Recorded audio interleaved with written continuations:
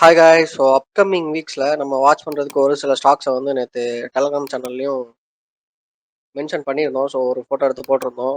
So அந்த ஒரு 3 to 4 ஸ்டாக்ஸை தான் நம்ம இந்த வீடியோவில் வந்து டெக்னிக்கல் வைஸ் அனாலிசிஸ் பண்ண போகிறோம். ஓகேவா? ஸோ ஃபஸ்ட்டு வந்து நம்ம மென்ஷன் பண்ணியிருக்கிறது வந்து Motherson. So next Jio finance இருக்குது, டாடா மோட்டார்ஸ் இருக்குது, பஜாஜ் ஆட்டோ இருக்குது. ஸோ ஃபஸ்ட்டு மதர்சன்லேருந்து ஆரம்பிப்போம்.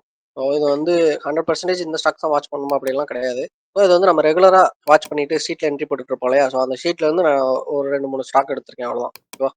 ஸோ ஃபஸ்ட்டு மதர்சன் எடுத்திருக்கேன். ஸோ மதர்சன் பார்த்தோம் அப்படின்னா நமக்கு எக்ஸாக்டாக நம்மளோட ரெசிஸ்டன்ஸ் லெவல் வந்து நம்ம ப்ரீவியஸாக மென்ஷன் பண்ணியிருப்போம்ல, நம்ம டிஸ்கஸ் பண்ணியிருப்போம்ல.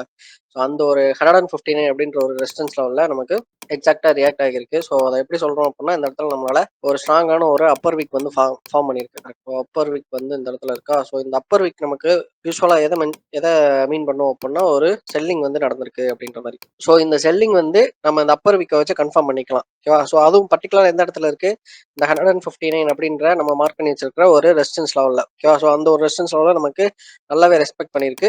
ஏன் டச் பண்ணாமல் ரெசிஸ்டன்ஸ் லெவலில் ரெஸ்பெக்ட் பண்ணியிருக்கு அப்படின்றது யாருக்காவது தெரிஞ்சா கமெண்ட்ல லீவ் பண்ணுங்க. ஸோ பார்ப்போம் அப்கமிங் டேஸில் என்ன பண்ணலாம் அப்படிங்கிற மாதிரி நம்ம வாட்ச் பண்ணுவோம். ஸோ ஓவராலாக மூவிங் ஆவரேஜஸ் பார்த்தோம் அப்படின்னா நம்ம சாட்டில் 20 டே மூவிங் ஆவரேஜ் இருக்குது. ஸோ நெக்ஸ்ட் பார்த்தோம் அப்படின்னா 50 டே மூவிங் ஆவரேஜ் இருக்குது. ஸோ வால்யூமும் நோட் பண்ணிடலாம். ஸோ இப்போ வால்யூமை ஆட் பண்ணிட்டேன். ஸோ இப்போ இந்த இடத்துல பார்த்தோம் அப்படின்னா செல்லிங்கான வால்யூம் வந்து இன்க்ரீஸ் ஆகிருக்கு, நம்மளால தெளிவாகவே பார்க்க முடியுது. அந்த 159 அப்படின்ற ஒரு ப்ரைஸ்ல நமக்கு என்ன ஆகிருக்கு, நல்ல ஒரு செல்லிங் வந்து நடந்திருக்கு. வால்யூமே பார்த்தோம் அப்படின்னா நம்மளால கிளியரா பார்க்க முடியுது. ஓகேவா? ஸோ ஓவராலா பார்க்குறப்ப இந்த ஸ்டாக் வந்து நமக்கு நல்ல ஒரு ஃபால் வந்து கொடுத்துருக்கு. இந்த இடத்துல பார்த்தோம் அப்படின்னா நமக்கு ஒரு ஹியூஜ் ஃபால் வந்து நமக்கு ஒரு டவுன் சைட் மூவ்மெண்ட் வந்து கொடுத்துருக்கு. ஸோ இந்த ஒரு ஏரியா பார்த்தோம் அப்படின்னா நமக்கு மேஜர் ரெசிஸ்டன்ஸ் ஜோனா இருக்கும். 159ன்றது லெவலு. ஸோ அடுத்த லெவல் பார்த்தோம் அப்படின்னா 170. ஸோ அந்த ரெண்டு லெவலையும் சேர்த்து நம்ம வந்து இதை வந்து ஒரு ரெசிஸ்டன்ஸ் ஜோனா வந்து நம்ம கன்சிடர் பண்ணிப்போம். ஸோ என்னதான் ஒரு டவுன் சைடில் இருந்தாலுமே நமக்கு வந்து அதுக்கப்புறம் என்ன ஆகிருக்கு அப்படின்னா, சின்னதா ஒரு பாயிண்ட்ல வந்து நமக்கு பிரைஸ் வந்து ரிவர்ஸ் ஆக ஆரம்பிச்சிருக்கு. ஸோ ரிவர்ஸ் ஆக ஆரம்பிச்ச பிரைஸ் வந்து இந்த இடத்துல நம்மளால என்ன பார்க்க முடியுது அப்படின்னா, தெளிவா ஒரு சின்னதா ஒரு ஸ்டாப்பை வந்து பார்க்க முடியுது. ஸோ இதுக்கு முன்னாடி ப்ரீவியஸா இந்த இடத்துல நடந்திருக்கு. ஸோ ஜூம் பண்ணி பார்ப்போம். ஸோ இதுக்கு முன்னாடி ப்ரீவியஸா நமக்கு எங்க இந்த 147 அப்படின்ற ஒரு பிரைஸ் கிட்ட நடந்திருக்கு. பட் அதுக்கப்புறம் நமக்கு என்ன ஆகிடுச்சு, இமீடியட்டா நமக்கு வந்து பிரைஸ் வந்து இன்க்ரீஸ் ஆக ஆரம்பிச்சிருச்சு. ஸோ அதே மாதிரி இங்கேயும் கண்டினியூ ஆக வாய்ப்பு இருக்கு. ஏன்னா இங்க பாருங்க, ஸோ இந்த இடத்துல பையிங் நடந்திருக்கு. ஸோ இந்த இடம் ஃபுல்லாவே பையிங்கு. பையிங்க்கு அப்புறம் நமக்கு இந்த மாதிரி ஒரு அப்பர் வீக் வச்சு ஒரு கேண்டில் வந்து ஃபார்ம் ஆகியிருக்கு. அதே இந்த இந்த தடவை ஃபார்ம் ஆன மாதிரி ஒரு லார்ஜ் செல்லிங் கேண்டலோட வால்யூமும் நிறைய இருக்கு. ஸோ அதே மாதிரி தான் ஒரு இன்க்ரீஸ் இருக்கு. இந்த இடத்துல இருந்த மாதிரியே ஒரு இன்க்ரீஸ் இங்கேயும் இருக்கு. இந்த இடத்துல இருந்த மாதிரியே ஒரு அப்பர் வீக் கேண்டில் வந்து நம்மளால தெளிவாக பார்க்க முடியுது. ஸோ வால்யூம் பார்த்தோம் அப்படின்னா ப்ரீவியஸ் டேஸ் கம்பேர் பண்ற அளவுக்கு லார்ஜர் வால்யூம் வந்திருக்கு, செல்லிங் கேண்டலோட லார்ஜர் வால்யூம். ஸோ அப்கமிங் டேஸ்ல என்ன பண்ணலாம் அப்படின்னா, இங்க எப்படி ஃபார்ம் ஆகி அதுக்கப்புறம் இன்க்ரீஸ் ஆச்சோ அதே மாதிரி இந்த தடவை ஃபார்ம் ஆகிருக்கு. அப்கமிங் டேஸ்ல மேபி இந்த 159 அப்படின்ற ஒரு ப்ரைஸை அகைன் டச் பண்ணலாம். ஓகேவா? மறுபடியும் இன்க்ரீஸ் ஆகி இந்த 159 தாண்டி கூட கேண்டல் க்ளோஸ் வைக்கலாம். அப்படி வச்சது எப்படின்னா நமக்கு 170 வரை பிரைஸ் போறதுக்கு நிறைய சான்ஸ் இருக்கு. ஏன்னா மூவிங் ஆவரேஜஸ்க்கு மேல தான் எல்லா கேண்டில்ஸுமே இப்போதைக்கு ரீசெண்ட் டேஸ்ல ஃபார்ம் ஆயிட்டு இருக்கு. ஸோ இதுவுமே நம்ம வந்து அப்சர்வ் பண்ணிக்கலாம். மூவிங் ஆவரேஜஸ் சைட்ல இருந்து நமக்கு இன்னுமே ஒரு ஸ்ட்ராங் கன்ஃபர்மேஷன் வந்து கிடைச்சிருக்கு. ஓவராலா ஹைல இருந்து பாக்குறப்போ நமக்கு 50% கிட்ட நமக்கு நெகட்டிவ் ரிட்டர்ன்ஸ் வந்து கொடுத்துருக்கு. ஸோ இங்க இருந்து இந்த ஹைல இருந்து பாக்குறப்ப நமக்கு வந்து -50% அப்படின்ற ஒரு நெகட்டிவ் ரிட்டர்ன் வந்து நமக்கு கொடுத்துருக்கு. ஸோ இப்போ ரீசெண்ட் டேஸா நம்ம பாக்குறப்போ ரிவர்ஸ் டைரக்ஷன்ல நமக்கு பையிங் சைட்ல வந்து இந்த மதர்சன் ஸ்டாக்கோட பிரைஸ் வந்து இன்க்ரீஸ் ஆகிருக்கு. ஸோ இது வந்து கண்டினியூ ஆகும் அப்படின்றது தான் நம்மளோட எக்ஸ்பெக்டேஷன். ஸோ வெயிட் பண்ணி பார்ப்போம். அப்படியே கண்டினியூ ஆகலனாலும் நமக்கு இமீடியட்டா 20 day and 50 day moving average வந்து சப்போர்ட் லெவல் ஆக்ட் ஆகும். ஸோ அதனால பெரிய அளவில் நமக்கு வந்து ரிஸ்க் இல்லை. ஸோ அப்படியே நமக்கு ஃபால் ஆனாலும் இந்த 20 டே 50 டே மூவிங் ஆவரேஜ் தாண்டி க்ளோஸ் வச்சா நம்ம இமீடியட்டா எக்ஸிட் ஆகிக்கலாம். அது வந்து நமக்கு ஸ்ட்ராங்கான ஒரு சேஃபர் சைட் ரிஸ்க் லெவலாக இருக்கும். ஸோ மதர்சன் இண்டஸ்ட்ரி பொறுத்தளவுக்கு அவ்வளோதான். நெக்ஸ்ட் நம்மகிட்ட இருக்கிறது ஜியோ ஃபினான்ஸ் இருக்கு. ஸோ ஜியோ ஃபினான்ஸ் வந்து ஆல்ரெடி நம்மளோட டார்கெட் ப்ரைஸை நோக்கி தான் போயிட்டு இருந்தது. பட் ஒரு 3 டேஸை நம்மளால என்ன பார்க்க முடியுது அப்படின்னா, சின்னதாக ஒரு செல்லிங் கேண்டில் வந்து பார்க்க முடியுது. இந்த இடத்துல என்ன ஆகிருக்கு அப்படின்னா, செல்லிங் வந்து நடந்திருந்தாலும் அப்கமிங் டேஸ்ல நமக்கு வந்து ஒரு பையிங் சைட்ல மூவ் ஆகிறதுக்கு நிறைய சான்ஸ் இருக்கு. ஸோ ஓவராலா பார்க்குறப்ப நமக்கு இன்னுமே பையிங் சைட்ல தான் இருக்கு. அப்கமிங் டேஸ்ல நம்ம செட் பண்ண ப்ரைஸ் தான் இந்த 307 ருபீஸை ரீச் பண்றதுக்கு நிறைய சான்ஸ் இருக்கு. ஸோ நம்ம இந்த ஆப்பர்ச்சுனிட்டி யூஸ் பண்ணிக்கலாம். ஸோ இந்த இடத்துல நமக்கு செல்லிங் நடந்ததுக்கு ஒரு சின்னதாக ஒரு செல்லிங் நடந்ததுக்கு ஸோ இந்த இந்த ஒரு ஏரியாவா இருக்கலாம். அந்த 300 அப்படின்றதே நமக்கு ஒரு சின்னதாக ஒரு ரெசிஸ்டன்ஸ் லெவல் ஆக்ட் ஆகியிருக்கு.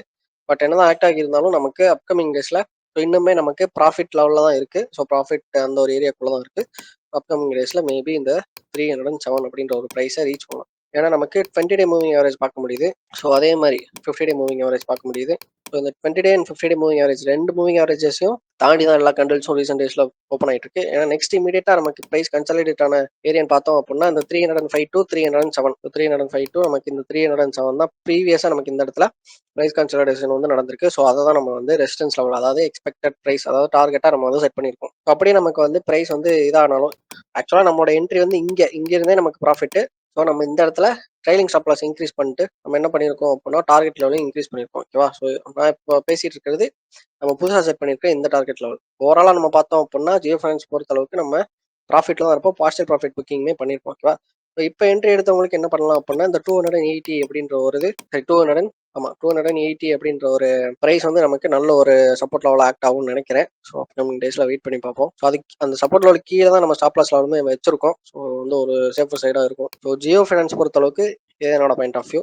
ஸோ இதில் உங்களுக்கு வேறு எதுவும் டவுட் இருக்குது அப்படின்னு நீங்கள் தாராளமாக கமெண்ட்ல கேட்கலாம். ஸோ நெக்ஸ்ட் பார்த்தோம் அப்படின்னா டாடா மோட்டார்ஸ் வச்சிருக்கேன்.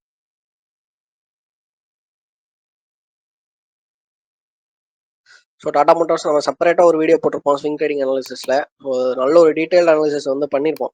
ஸோ அந்த வீடியோ நீங்கள் செக் பண்ணி பார்த்தீங்கன்னா இப்போ நீங்கள் இந்த வீடியோ பார்க்கணும்னு அவசியமே இல்லை. டாடா மோட்டார்ஸ்க்கு டேரெக்டாக ஸ்கிப் பண்ணிட்டு நெக்ஸ்ட் ஸ்டாக் வாட்ச் பண்ணலாம். ஓகேவா? ஸோ டாடா மோட்டார்ஸ்க்கு வந்து நமக்கு இந்த 723 மேஜர் ரெசிஸ்டன்ஸ் லெவலாக இருந்துட்டு இருக்கு. ஸோ இந்த இடத்துல ப்ரைஸ் கன்சல்டேட் ஆகிட்டு இருக்கு. ஸோ நம்ம ஆக்சுவலாக என்ன என்ட்ரி எடுத்துப்போம், ஏன்னா இந்த இடத்துல நமக்கு செப்பரேட்டாக இந்த 723 தாண்டி கேண்டில் வந்து ஃபார்ம் ஆகிருக்கு. ஸோ நமக்கு இமீடியட் சப்போர்ட் லெவல் பார்த்தோம் அப்படின்னா இந்த 688 674 அப்படின்ற ஒரு ரெண்டு ப்ரைஸ் வந்து நமக்கு கம்பைன்டு ஜோனா வந்து நமக்கு சப்போர்ட் ஜோனா ஆக்ட் ஆகிட்டு இருக்கு. ஓகேவா?